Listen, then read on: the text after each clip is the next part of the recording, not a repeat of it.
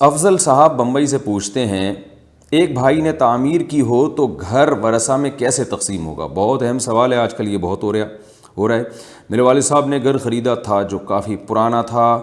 میں نے اس گھر کو مزید 2 فلور بنوایا، اب اس گھر میں میری 3 بہنوں کا حصہ کس حساب سے ہوگا؟ اس ویلیو پر جس پر میرے والد نے خریدا تھا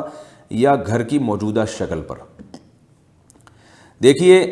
یہ بہت اہم مسئلہ ہے۔ والد صاحب جس کنڈیشن میں گھر چھوڑ کر جاتے ہیں، بعض دفعہ بیٹا اولادوں میں سے کوئی اس میں مزید تعمیر کرتی ہے یا والد صاحب کی زندگی ہی میں تعمیر کی ہوتی ہے، تو والد صاحب کا گھر تھا، آپ نے اس پہ مزید 2 فلور بنا دیے اوپر۔ تو اس میں پہلی بات تو یہ، اگر آپ نے اس وقت کوئی ایگریمنٹ کیا تھا والد صاحب سے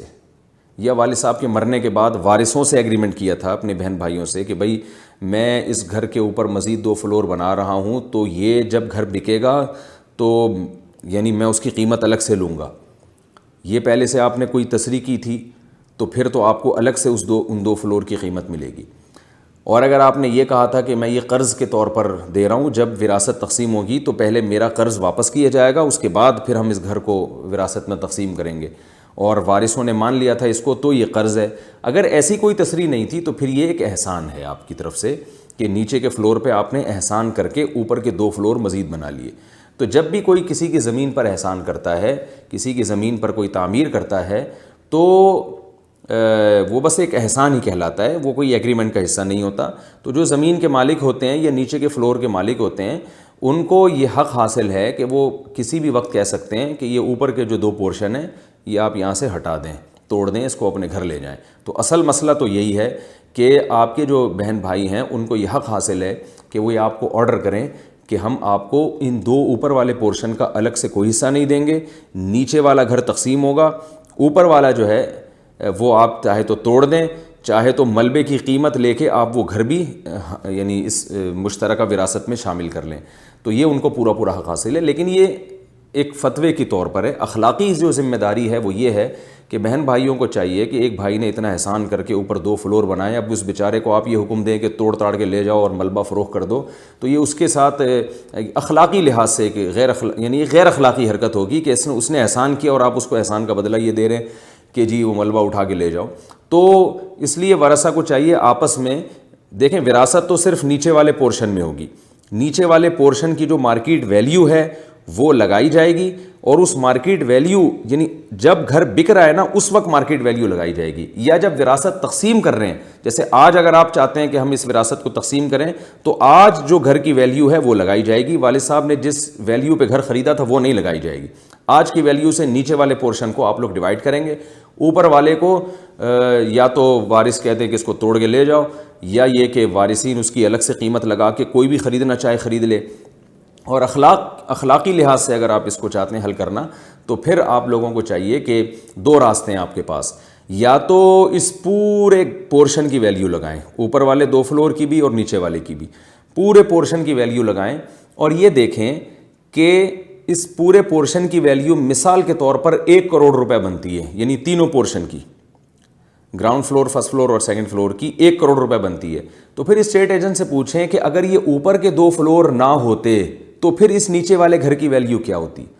اسٹیٹ ایجنٹ نے فار ایگزامپل آپ کو بتایا کہ اگر یہ اوپر کے 2 فلور نہ ہوتے تو یہ گھر 80 لاکھ کا ہوتا، اوپر کے 2 فلور بننے کی وجہ سے 1 کروڑ کا ہو گیا ہے۔ تو پتہ یہ چلا کہ اس گھر کی ویلیو میں جو اضافہ ہوا ہے اوپر کے 2 فلور کی وجہ سے وہ 20 لاکھ روپے کا اضافہ ہوا ہے۔ تو اس گھر کو مکمل فروخت کیا جائے،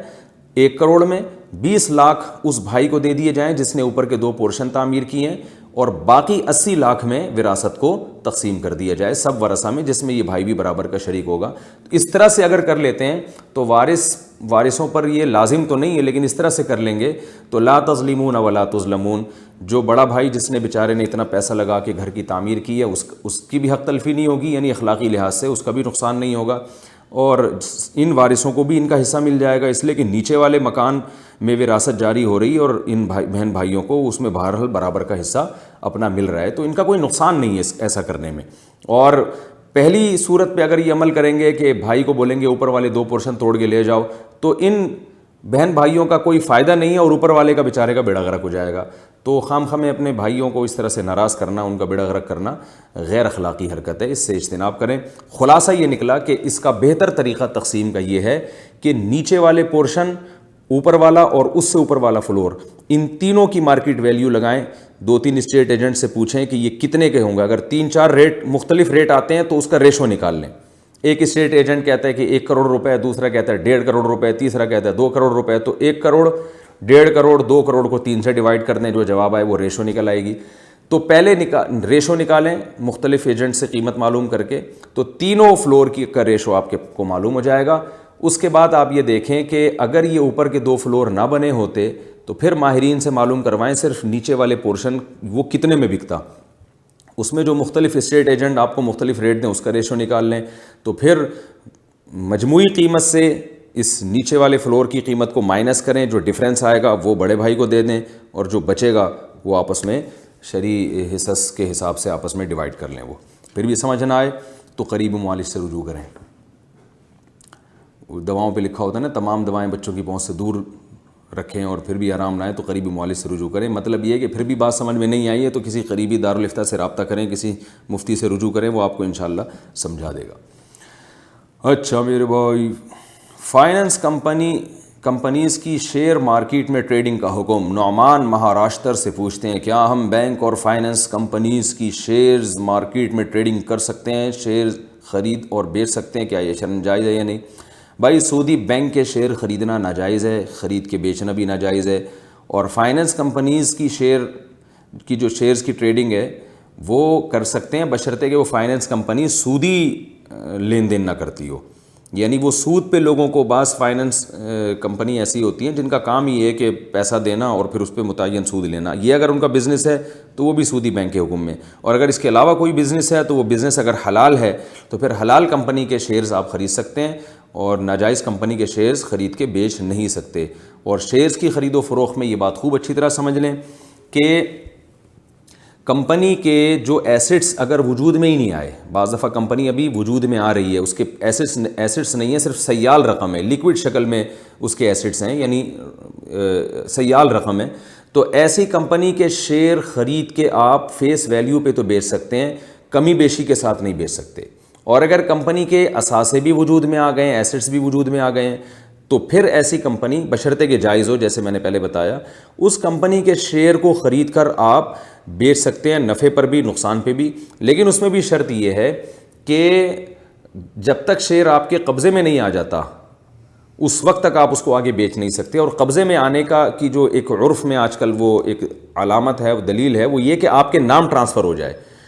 تو نام جب تک آپ کے ٹرانسفر نہیں ہوتا آپ اس کو بیچ نہیں سکتے۔ اور اس میں بھی فارورڈ سیل اور فیوچر سیل وہ بھی حرام ہے، ناجائز ہے۔ فارورڈ سیل کا مطلب یہ ہے کہ آپ نے شیئر خریدا اور آپ نے کسی سے وعدہ کر لیا کہ ابھی تو یہ شیئر میرا ہے لیکن فلاں تاریخ کو یہ شیئر آپ کا ہو جائے گا، اور اس وقت اس کی قیمت بھی آپ کے ذمہ واجب ہو جائے گی، تو یہ جائز نہیں ہے، ابھی بیچیں آپ، بے شک قیمت وہ بعد میں دیں لیکن شیئر آپ کو ابھی فروخت کرنا ہے۔ تو یہ چند شرطیں، یعنی فارورڈ سیل، فیوچر سیل بھی جائز نہیں ہے، قبضے میں آنے سے پہلے یعنی شیئر آپ کے نام ٹرانسفر ہونے سے پہلے بھی بیچنا جائز نہیں ہے، اور تیسری شرط کہ کمپنی کا کام حلال ہو، حرام کمپنی کے شیئرز کی خرید و فروخت جائز نہیں ہے، اور چوتھی شرط کمپنی کے ایسٹس اگر وجود میں نہیں آئے ہیں، لیکوڈ فارم میں وہ کمپنی ابھی ہے، یعنی اس کے اثاثے جو ہیں صرف کرنسی کی صورت میں ہیں، تو پھر وہ آپ اس شیئر خرید کے فیس ویلیو پہ، یعنی جتنے کا خریدا اتنے کا تو بیچ سکتے ہیں، کمی بیشی کے ساتھ نہیں بیچ سکتے۔